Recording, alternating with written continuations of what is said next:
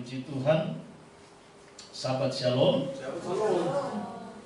Bapak Ibu, saudara-saudara yang dikasihi Tuhan.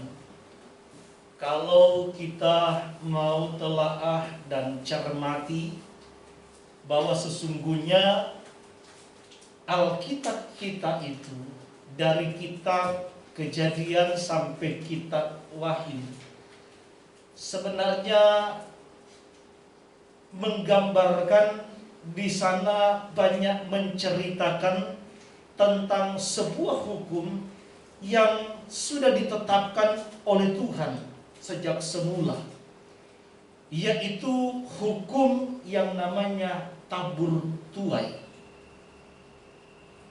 atau hukum sebab akibat. Dari Kejadian kita bisa melihat bagaimana yang tadinya bumi itu, kata firman Tuhan, kacau balau. Tetapi Tuhan dengan kuasa firman-Nya, Dia kemudian membuat bumi itu menjadi teratur dan begitu indah. Ketika Dia menciptakan manusia dan Dia menempatkan manusia, kita tahu bahwa pada dasarnya manusia itu kekal.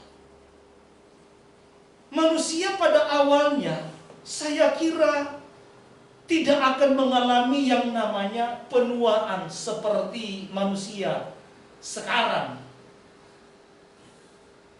Karena firman Tuhan jelas berkata bahwa kalau seandainya kamu makan buah yang aku larang, buah yang ada di tengah-tengah taman ini, yaitu buah pengetahuan yang baik dan yang jahat, maka pastilah kamu akan mati. Dengan kata lain, kalau seandainya manusia tidak melanggar, kira-kira manusia akan mati apa tidak? Kemungkinan besar tidak akan mati, karena itu adalah firman. Itu adalah sebuah pernyataan yang disampaikan oleh Tuhan. Dan manusia tidak akan mengalami penuaan seperti sekarang. Kulitnya keriput, rambutnya memutih, tenaganya berkurang, dan lain-lain. Ini semua karena hukum yang namanya sebab akibat.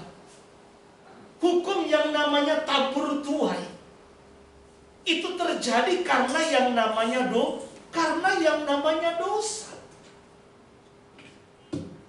Makanya saudara, tidak ada satu manusia yang hidup yang ada di dunia ini yang bisa keluar daripada prinsip, daripada hukum yang sudah ditetapkan oleh Tuhan.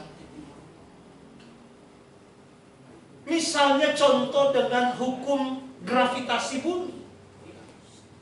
Adakah manusia yang bisa lepas dari hukum gravitasi bumi? Gak bisa, saudara. Semua manusia sama. Begitu juga dengan yang namanya hukum dosa. Makanya kata firman Tuhan, melalui Adam pertama ini, melalui satu orang ini, dosa masuk ke dalam dunia. Artinya saudaraku, semua manusia itu sudah mengandung benih dosa. Sudah menjadi manusia yang berdosa. Tidak ada yang terkecuali. Sekali lagi saudaraku, tidak ada yang terkecuali. Nah, untuk itu Bapak Ibu Saudara sekalian, penting di sini untuk kita merenungkan hukum tentang sebab akibat tabur tuai yang sudah ditetapkan oleh Tuhan. Hukum sebab akibat ini berlaku untuk semua orang. Berlaku untuk semua agama. Jangan kita berpikir bahwa hukum tabur tuai itu hanya dikenal atau hanya berlaku di dalam kekristenan. Oh tidak, saudara.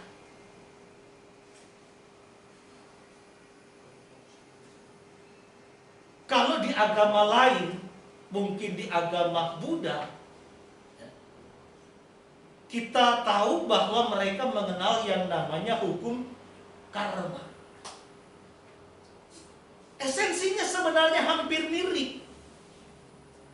Hanya membedakan dalam pemahaman mereka, dalam keyakinan mereka ada yang disebut dengan reinkarnasi.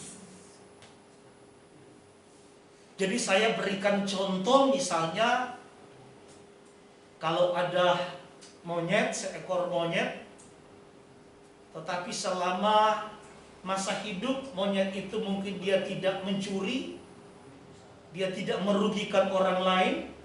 Nah, di kehidupan lain dia bisa berinkarnasi menjadi manusia. Seorang manusia, bayi yang dilahirkan mungkin di tengah-tengah keluarga yang miskin, keluarga pengemis paruh. Lalu kemudian dia hidup lagi. Dia melakukan segala kebaikan dan kebajikan. Di kehidupan selanjutnya dia bisa menjadi manusia lagi, tetapi dilahirkan di tengah-tengah keluarga kerajaan.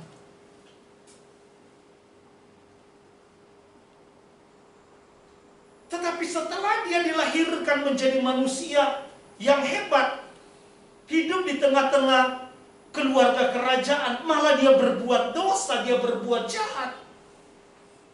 Di kehidupan selanjutnya dia bisa berubah kembali menjadi seekor katak misalnya. Ya. Tetapi yang namanya hukum sebab akibat, ini pun mereka yakini.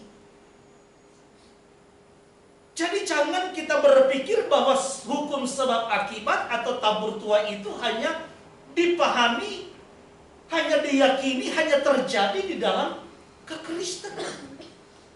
Semua agama, kalau kita punya anak, ya,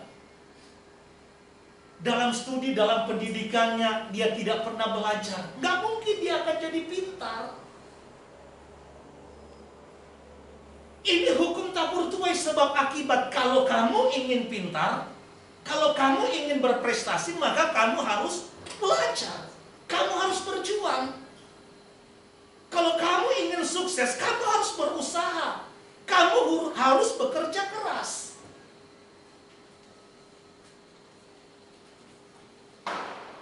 Saya berikan contoh tentang misalnya dampak daripada akibat dosa. Termasuk yang namanya kita bicara kesehatan, kita bicara sakit penyakit. Kalau dalam dunia medis, ya, orang yang kena diabetes misalnya, ya, penyakit diabetes, keturunannya itu punya kemungkinan untuk bisa diturunkan, ya, yang namanya penyakit diabetes tadi. Tetapi kalau saya baca, saudara, kemungkinannya itu bukan di atas 50%, hanya 15%. Yang sisanya 85% itu kembali lagi kepada pola makan. Dengan kata lain, tidak ada seorang anak yang dilahirkan dari orang tuanya yang berpenyakit misalnya diabetes, kemudian dia ditakdirkan untuk menderita penyakit diabetes, penyakit yang sama. Hanya sekali lagi 15%. 85% itu adalah tergantung pola makan. Dengan kata lain, 85% ini adalah bagian yang bisa dia usahakan. Hal yang bisa dia upayakan. Sehingga medis meyakini, asalkan pola makannya itu sehat, dia benar-benar menjaga, dia bisa terbebas. Nah, jangankan kita bicara orang yang keluarganya atau orang tuanya yang punya penyakit, contoh misalnya diabetes. Taruhlah kita punya orang tua yang sehat. Kita punya orang tua semua sehat, nggak ada yang silsilanya yang penyakit diabetes atau mungkin hipertensi. Tetapi pola makan yang kita jalani ternyata pola makannya yang sangat-sangat tidak sehat. Kira-kira kita bisa kena penyakit diabetes apa tidak? Sangat bisa. Artinya saudara, seseorang dia bisa menderita penyakit diabetes itu bukan takdir, tetapi itu adalah sebuah pilihan. Sekali lagi saudaraku, itu bukan takdir, tetapi itu adalah sebuah pilihan. Nah, begitu juga dengan kehidupan kita manusia yang namanya hukum tabur tuai. Tidak pernah ada seorang anak yang ditakdirkan, dilahirkan untuk menjadi anak yang bodoh. Itu adalah pilihan. Kamu mau menjadi anak yang bodoh atau anak yang pintar? Kalau kamu mau menjadi anak yang pintar, maka kamu harus berusaha. Kamu harus belajar. Lalu muncul pertanyaan. Di dalam kekristenan seringkali mengutamakan, mengkedepankan doa. Anggaplah doanya adalah doa yang berkuasa.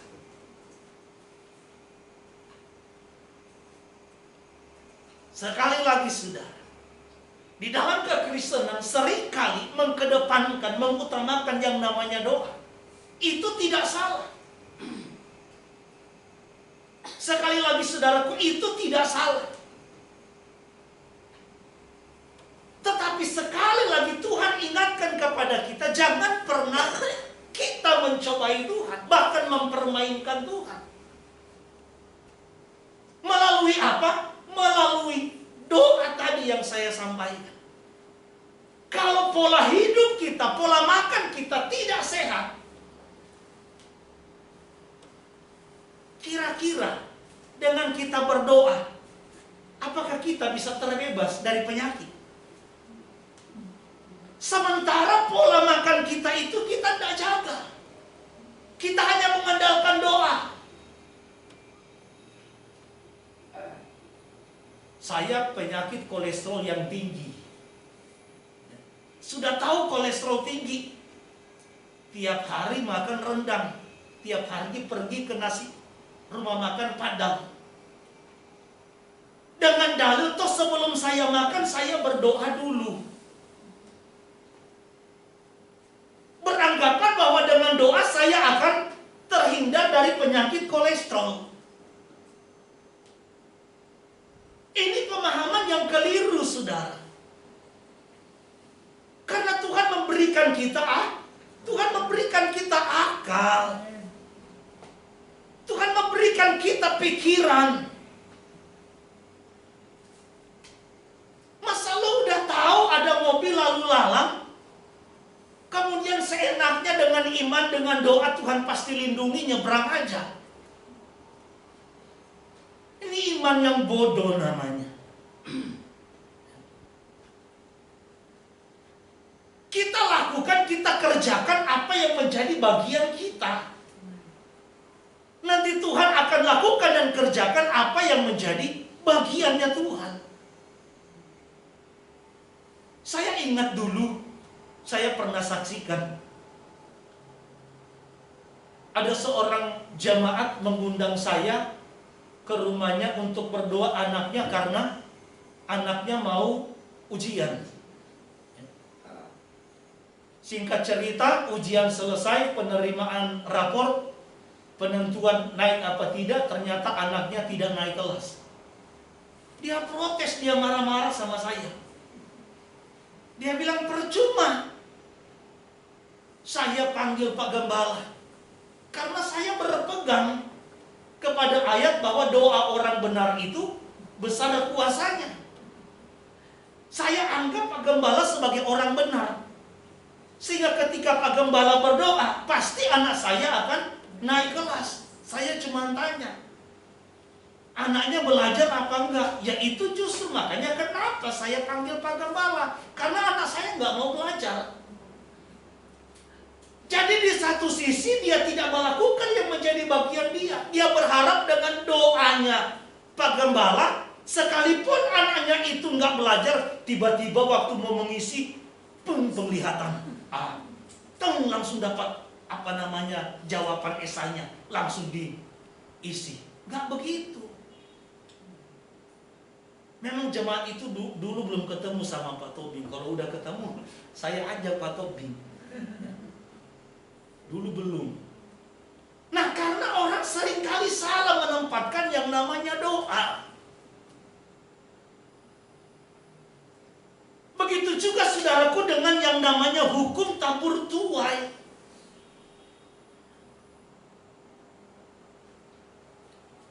Ini yang harus kita pahami.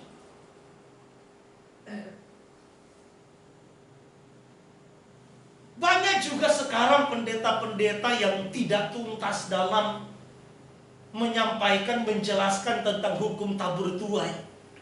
Hanya selalu menekankan saudara menabur banyak akan menuai banyak. Saudara menabur sedikit, saudara akan menuai sedikit. Saudara tidak pernah menabur, saudara tidak akan pernah menuai. Jangan pernah saudara beranggapan bahwa saudara tabur misalnya benih jagung, satu waktu akan menuai anggur. Karena apa yang saudara tabur itu yang saudara tuai. Tidak sepenuhnya salah. Tetapi persoalannya sebagaimana parasa yang kita baca, penuaian daripada apa yang kita tabur itu tidak selamanya terjadi atau berlaku di bumi yang sekarang. Bisa terjadi, bukan tidak. Sekali lagi saudaraku, bisa terjadi, bukan tidak. Tetapi tidak selamanya terjadi di masa sekarang.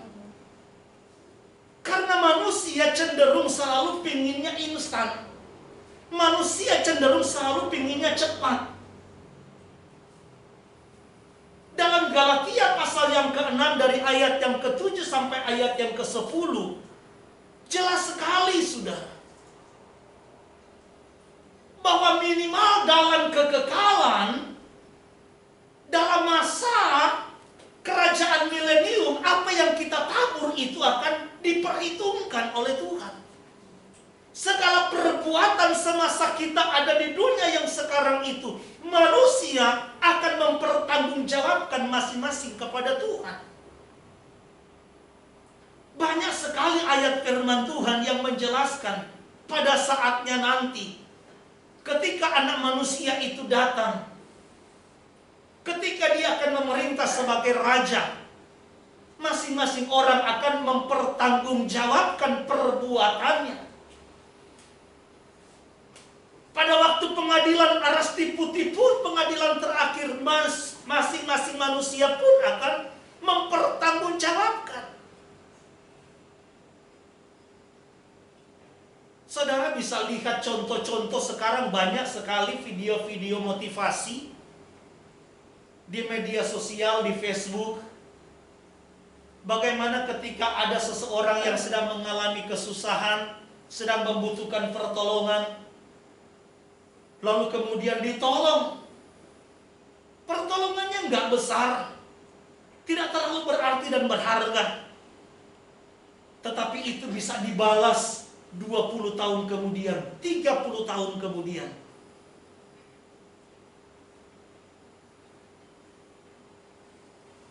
Nggak langsung instan saat itu. Bisa 5 tahun depan, 10 tahun depan, 20 tahun depan. Bisa juga nanti di dalam kekekalan. Bukan di bumi yang sekarang. Makanya bagian kita sebagai manusia, tugas dan tanggung jawab kita adalah menabur kebajikan kebaikan. Soal kapan kita menuai itu adalah urusan Tuhan. Yakin dan percaya bahwa Tuhan itu adalah Tuhan yang adil. Tuhan yang tidak pernah lupa akan janjinya.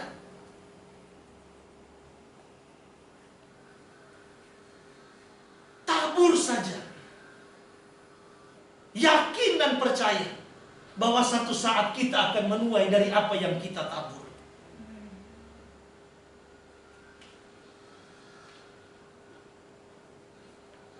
Yang jelas saudara, kalau dalam hidup ini kita tidak pernah menabur yang namanya kebaikan, kita tidak pernah menabur seperti apa yang Tuhan inginkan, segala sesuatu yang berkenan kepada Tuhan, maka ya jangan pernah berharap.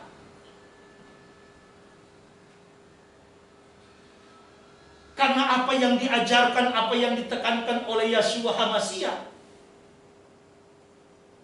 dalam Matius pasal yang ke-7 ayat yang ke-12,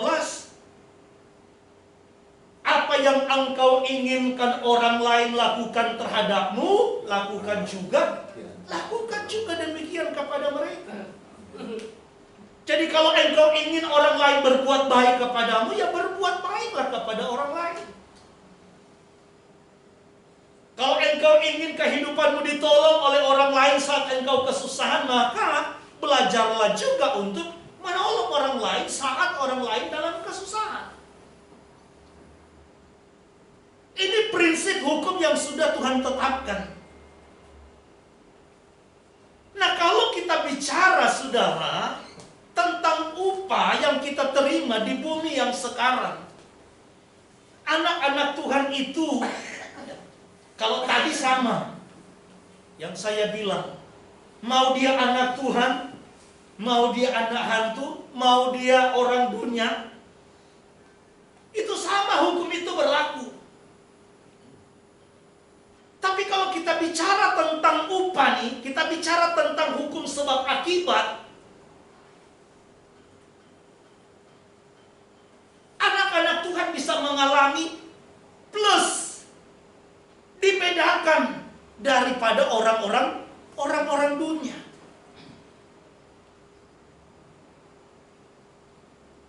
Anak-anak Tuhan, orang-orang percaya, para pengikut jalan Tuhan, bisa mengalami plus. Dengan kata lain, kalau hukum tabur tuai tadi, kita menuai dari apa yang kita tabur.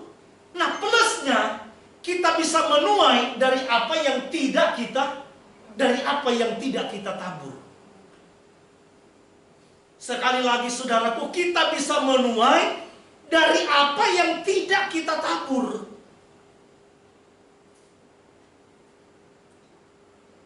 Kan seringkali kita hubungkan begini. Kalau misalnya ada persoalan, kalau kita lihat perjalanan hidup bangsa Israel, ketika Tuhan membangkitkan musuh bagi mereka, pasti ada dosa, pasti ada kesalahan. Sehingga ketika orang Israel itu berbalik, maka Tuhan berdiri di pihak mereka dan membela mereka, mengalahkan musuh-musuh mereka. Kalau di kitab Hakim-Hakim itu banyak sekali, ya. Nanti sekian lama mereka enjoy, mereka nyaman, mereka lupa lagi dengan Tuhan. Mereka tinggalkan Tuhan, Tuhan bangkitkan lagi. Mereka ada dalam kelaparan dan seterusnya. Jadi setiap kali orang Israel mengalami masa sulit, masa sukar, apakah itu karena musuh, karena kelaparan, dan yang lain-lain, itu pasti karena ada dosa, karena ada persoalan. Tetapi kita anak-anak Tuhan bisa mengalami sesuatu seperti yang namanya Iyov atau Ayub. Kita mengalami kesukaran bukan karena dosa, tetapi karena memang Tuhan izinkan. Itu yang saya bilang tadi, kita menuai dari apa yang tidak kita tabur. Bisa saja kita tidak menabur kejahatan. Bisa saja kita tidak memberontak terhadap perintah Tuhan. Tuhan punya kepentingan dengan kita, maka dia bisa izinkan persoalan terjadi. Dia bisa izinkan masalah terjadi. Itulah yang namanya ujian. Ya. Itu yang namanya ujian. Atau sebaliknya yang namanya berkat. Dalam Mazmur tadi pasal 127 jelas firman Tuhan katakan, kalau bukan Tuhan yang membangun rumah, maka sia-sia orang yang membangunnya. Jika bukan Tuhan yang mengawal kota, maka sia-sia para pengawal berjaga-jaga. Ada orang mencari roti dari pagi sampai jauh malam. Tetapi justru Tuhan bisa menyediakan itu bagi mereka yang dikasihinya, mereka yang dicintainya, mereka yang melakukan perintahnya di saat mereka tidur. Ini plusnya, saudara. Tuhan bisa menyediakan berkat jauh melampaui apa yang kita pikirkan. Tuhan bisa menyediakan rezeki jauh melampaui apa yang kita kerjakan, yang kita lakukan. Tuhan bisa buat itu bagi anak-anak Tuhan, bagi orang-orang percaya. Untuk itu saudara-saudaraku yang dikasihi Tuhan, jangan buat Tuhan itu kerdil. Hanya dengan konsep otak kita yang kecil ini. Lakukan saja bagian kita, biarkan Tuhan melakukan apa yang menjadi bagian Tuhan. Yang penting taat kepada perintahnya, ikuti apa yang dia katakan. Saudara lihat bagaimana tadi di dalam Keluaran Parasa yang kita baca pasal yang ke-40. Kenapa bisa kemuliaan Bapa Yahweh itu memenuhi yang namanya kemah suci? Karena Keluaran 39 ayat 32 bilang, Mose melakukan apa? Tepat seperti apa yang diperintahkan. Padahal kalau kita pakai kacamata kita, saudaraku, logika kita jelimet. Bahan-bahannya harus sesuai, ukurannya harus sesuai, penempatannya harus sesuai. Tetapi ayat 32 bilang Mose melakukan tepat seperti apa yang diperintahkan oleh Tuhan. Sehingga jangan heran kalau kemuliaan Bapa Yahweh bisa memenuhi kemah suci. Kalau seandainya ada yang kurang, ada yang salah, ada yang miss, nggak mungkin. Yang Tuhan inginkan hanya bagaimana kita sebagai umat Tuhan mengikuti apa yang Dia perintahkan. Tolong para yang dibaca Ulangan 16 ayat 16 sampai 17.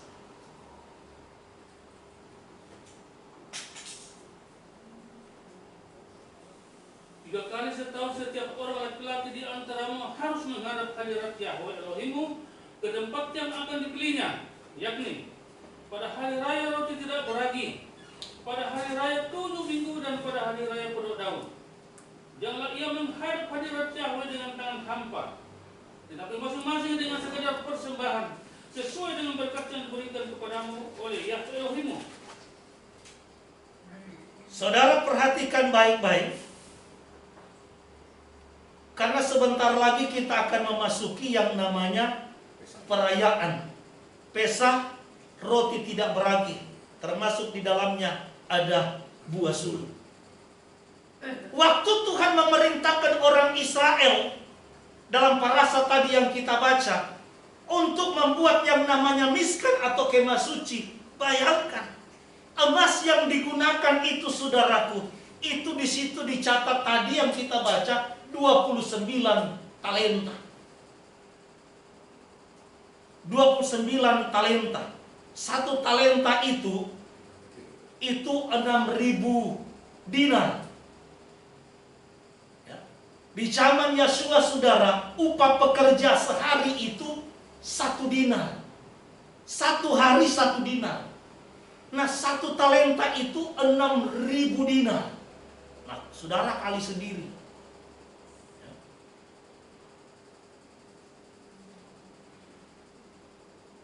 upah pekerja 1 dinar. 1 talenta 6.000 dinar. Berarti ada 6.000 hari. Kali 29 talenta. Nah, kali sendiri sudah. Ya. Saya menghitung 29 talenta emas. Itu diperkirakan sama dengan seorang pekerja yang bekerja selama 20 tahun. Coba sudah. 20 tahun. Begitu banyaknya. Kalau kilo tadi berapa, Pak? 1 talenta berapa kilo? Kalau kilo, lupa saya. Ya. Jadi saudara-saudaraku yang dikasihi Tuhan, itu baru emas. Belum peraknya, 100 talenta dan seterusnya. Jangan saudara berpikir bahwa ketika Tuhan memerintahkan orang Israel untuk setiap 3 perayaan besar, atau yang mereka sebut dengan perayaan ziarah. Karena sebagaimana yang diperintahkan dalam Ulangan pasal 16 itu, bahwa dalam 3 perayaan ini orang Israel harus merayakannya di Yerusalem. Ya, makanya kenapa disebut perayaan ziarah, karena mereka harus merayakannya di Yerusalem. Sehingga kalau kita baca di Kisah pasal yang kedua, pada waktu perayaan Shavuot, orang-orang Yahudi hampir di seluruh dunia datang berkumpul di Yerusalem. Nah, saudara-saudaraku yang dikasihi Tuhan, orang Israel itu sudah terbiasa dengan yang namanya korban persembahan. Kalau saudara baca Bilangan pasal 28, mari kita baca sama-sama. Bilangan 28 ayat yang ke-16 sampai 25. Pak Rende tolong baca. Dalam bulan yang pertama, pada hari yang ke-14 bulan itu, pada Paskah bagi Yakub, ada Paskah bagi Yakub. Pada hari yang ke-15 bulan itu, ada hari raya. 7 hari raya lamanya harus dimakan roti yang tidak beragi. Pada hari yang pertama ada pertemuan kudus, maka tidak boleh kamu melakukan sesuatu pekerjaan berat, dan haruslah kamu mempersembahkan kepada Yahweh sebagai korban api-apian, sebagai korban bakaran 2 ekor lembu jantan muda, seekor domba jantan, dan 7 ekor domba berumur setahun. Haruslah kamu ambil yang tidak bercela. Sebagai korban sajiannya haruslah kamu olah tepung yang terbaik diolah dengan minyak, yakni 3/10 efa untuk seekor lembu jantan, dan 2/10 efa untuk seekor domba jantan. 1/10 efa harus kau olah untuk setiap domba dan 7 ekor domba itu. Selanjutnya, seekor kambing jantan sebagai korban penghapus dosa untuk mengadakan perdamaian bagimu, selain dari korban bakaran pagi yang termasuk korban bakaran, dan tetap haruslah kamu mengolah semuanya itu. Secara demikian haruslah setiap hari selama 7 hari kamu olah santapan berupa korban api-apian yang baunya menyenangkan. Nah, sampai di situ saja. Saudara coba baca ini. Dalam konteks ini Tuhan sedang menjelaskan tentang perayaan Pesa, perayaan Paskah yang diikuti dengan perayaan roti tidak beragi. Ada korban-korban yang Tuhan tetapkan untuk mereka persembahkan, dari korban bakaran, korban sajian, ya, untuk menjadi dupa yang harum di hadapan hadirat Tuhan. Dan setiap hari mereka harus persembahkan korban. Jadi kalau mau dipikir-pikir saudaraku, untuk apa lagi? Tuhan masih menuntut orang Israel, Tuhan masih memerintahkan orang Israel untuk membawa persembahan secara sukarela pada waktu mereka datang merayakan perayaan yang ditetapkan oleh Bapa Yahweh. Kalau mungkin bahasa kita sekarang, baru juga dikasih korban, dibawa korban, kok korban lagi, kok persembahan lagi. Makanya saya katakan selalu kepada kita bahwa arti kata korban itu dalam bahasa Ibrani dipakai kata karof, itu artinya bukan seperti pemikiran kita. Karena karof itu memiliki pengertian yaitu mendekat kepada Tuhan. Korban korban ini adalah sebuah sarana yang dipakai oleh orang Israel untuk mereka mendekat kepada Elohim. Ini adalah sebuah sarana yang Tuhan tetapkan bagi orang Israel untuk mereka mendekat kepada Elohim. Baik yang namanya korban sajian, baik yang namanya korban keselamatan, korban penghapus dosa, korban bakaran, korban ujukan. Semua bentuk persembahan kepada Tuhan itu tidak lain adalah cara mereka mendekatkan diri kepada Tuhan. Makanya kenapa Tuhan masih memerintahkan orang Israel untuk mereka membawa persembahan kepada Tuhan di dalam perayaan yang Tuhan tetapkan. Karena Tuhan mau mengajar, Tuhan mau mendidik mereka untuk mereka tahu mengucap syukur kepada Tuhan. Tuhan katakan, engkau ingat bahwa dulu engkau itu budak di tanah Misraim. Ketika engkau merayakan perayaan Pesak, perayaan Paskah ini, engkau memakan roti penderitaan, roti yang tidak beragi. Untuk membuat engkau sadar bahwa engkau keluar dari rumah perbudakan itu bukan karena kuat gagamu, bukan karena jasamu, tetapi semata-mata karena kasih Tuhan, karena cinta Tuhan, karena dia ingat janji dia kepada nenek moyang mereka yang dia ikat, yaitu kepada Abraham, Ishak, dan Yakub. Bukan karena orang Israel. Makanya dia inginkan agar supaya orang Israel itu tahu mengucap syukur. Konsep ini berbeda dengan konsep kekristenan pada umumnya. Karena kalau konsep kekristenan pada umumnya selalu nih, atau rata-rata lah, mayoritas, kalau mereka memberi kepada Tuhan, pasti mereka akan diberi. Ini konsep yang salah. Kalau mereka beri kepada Tuhan, pasti Tuhan akan beri. Makanya kalau mereka beri banyak, Tuhan pasti akan berikan banyak. Justru Tuhan sedang mengajarkan kepada orang Israel, karena kamu sudah menerima, maka kamu harus memberi.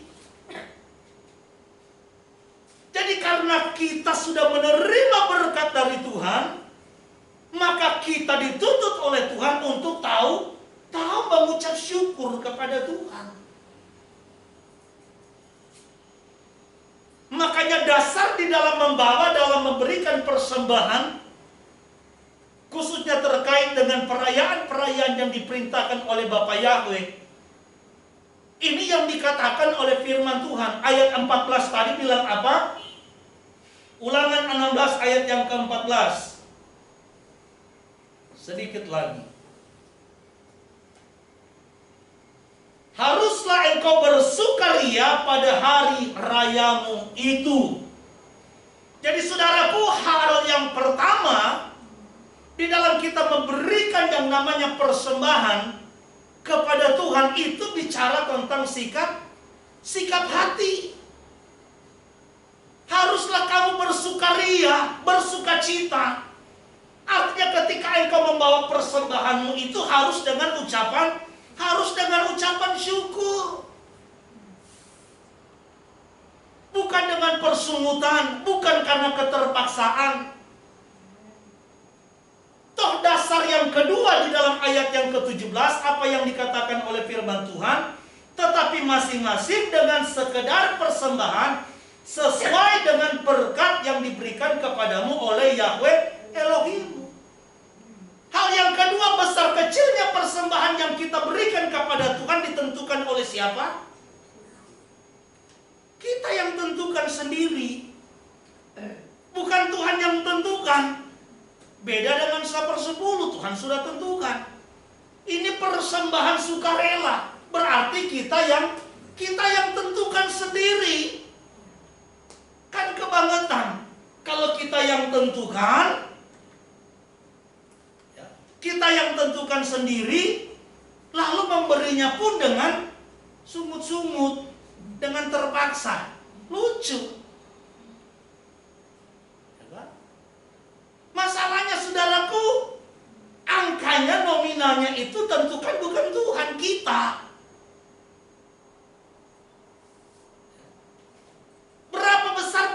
yang kita mau bawa kepada Tuhan, kita yang tentukan. Sehingga seharusnya kita bisa memberikan dengan sukacita, dengan rasa syukur.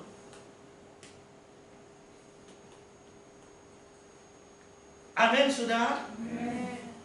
Seharusnya, karena yang tentukan kita bukan Tuhan. Persoalannya Tuhan memberikan patronnya. Patronnya apa? Kalimat yang tadi, sesuai dengan berkat yang diberikan kepadamu oleh Yahweh Tuhanmu. Nah, ini dia. Walaupun kita yang tentukan, tetapi sesuai dengan berkat yang kita terima.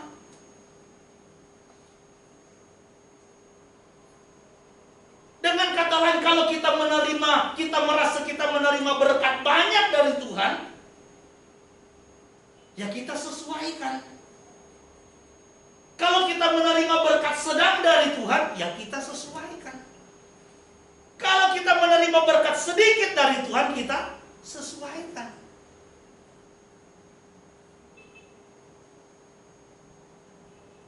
Ini bagian yang ingin Tuhan ingatkan kepada kita, agar supaya kita tidak kehilangan berkat-berkat yang Tuhan janjikan. Karena hukum sebab akibat, hukum tabur tuai, itu tetap berlaku sampai kekekalan. Kalau untuk hal-hal dunia, kita bisa berkorban. Masa untuk Tuhan kita tidak bisa berkorban. Dan saya sekali lagi berterima kasih kepada teman-teman semua yang sudah ambil bagian, yang sudah membawa atau memberikan persembahan hari raya. Bapak Yahweh memberkati. Bapak kita juga, Pak Tobin, terima kasih banyak. Amin.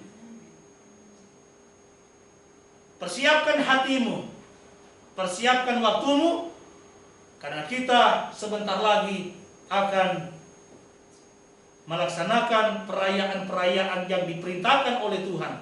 Dari perayaan Pesa,